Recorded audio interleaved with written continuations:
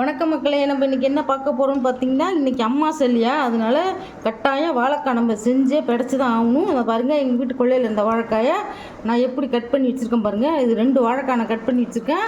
இது எப்படி செய்கிறதுன்னு பார்க்கலாம் வாங்க. இப்போ இதை வச்சு நம்ம வாழைக்காய் வறுவல் தான் செய்ய போகிறேன். அதுக்கு நான் என் கடாயில் 1 டேபிள் ஸ்பூன் கடலெண்ணெய் ஊற்றி வச்சுருக்கேன். 1 ஸ்பூன் கடுகு, 1 ஸ்பூன் சோம்பு, 1 சின்ன வெங்காயம், 1 கொத்து கருவேப்பிலை, இதோட நான் வெட்டி வச்சுக்க வாழைக்காய் வச்சுக்கலாம்.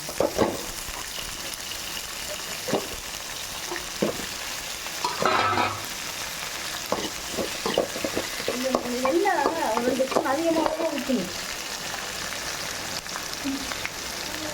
இது நாட்டு வாழைக்காய் வந்து நல்லா இருக்கணும். இல்லை மற்ற வாழைக்காய் புதுசாக இருக்குதுங்க, அது மலை வாழைக்கான்னு சொல்லுவாங்க. இது நாட்டு வாழைக்காய் தான் எங்கள் பிள்ளைங்க இருக்குது. இது சிப்ஸு கூட போடலாம், சூப்பராக இருக்கும். மணல் மாதிரி இருக்கும். வழக்கமாக எங்கள் வீட்டில் அடிக்கடி உண்மை ஒன்றா போட்டுக்கிட்டே இருக்கும். நாங்கள் வந்து இந்த நண்டு குழம்பு, இறா குழம்பு அதுக்கெல்லாம் வச்சு போட்டுக்குவோம். அம்மாசாங்கிறதுனால எங்கள் தெருவில் உள்ளவங்களுக்கும் நான் 2 வீட்டுக்கு ஃப்ரீயாகவே நான் கொடுப்பேன். எங்கள் வீட்டில் இலையெல்லாம் வந்து சும்மாவே வாங்கிட்டு போவாங்க.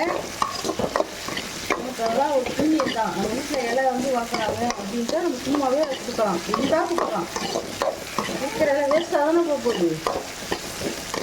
அது 4 பேர் கொடுத்தாலும் சாப்பிடுவாங்க இலையில. இலை கொடுக்கறது வந்து ரொம்ப ரொம்ப புண்ணியம். அதெல்லாம்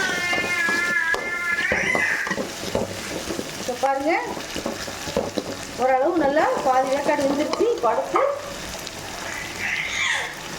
ரொம்ப சிம்பிள் தான். 1/2 ஸ்பூன் மஞ்சள்தூள், 1/2 ஸ்பூன் சில்லி பவுடர்,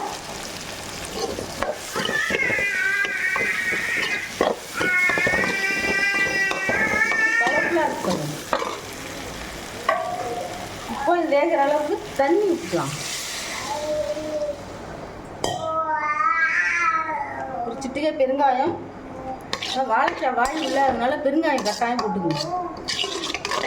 கட்டி பெருங்காயம் இருந்தால் கூட போடலாம், அது இன்னும் வாசனையாக இருக்கும். உப்பு தான், சமையல் கல்லுப்பு தான் வச்சுக்கணும். தேவையான உப்பு,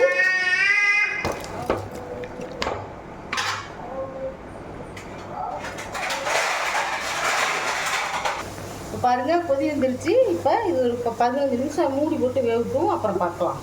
பாருங்கள், நம்ம பண்ண வாழைக்காய் ஒரு 20 நிமிஷத்தில் எப்படி முறு ரெடி ஆகிடுச்சு பாருங்கள். இது ரொம்ப ரொம்ப டேஸ்டியாக இருக்கும். ஏன்னா எண்ணெயிலேயே பாதி வதக்கியிருக்கோம், அதனால நல்லாயிருக்கும் சாப்பிட்றதுக்கு. இந்த ரெசிபி உங்களுக்கு பிடிச்சிருந்துன்னா எங்கள் சேனலை ஷேர் பண்ணுங்கள், லைக் பண்ணுங்கள், சப்ஸ்கிரைப் பண்ணி பாருங்கள். அப்போ தான் நாங்கள் போடுற புது புது வீடியோலாம் உங்களுக்கு வந்து சேரும். தேங்க்யூ, பாய்.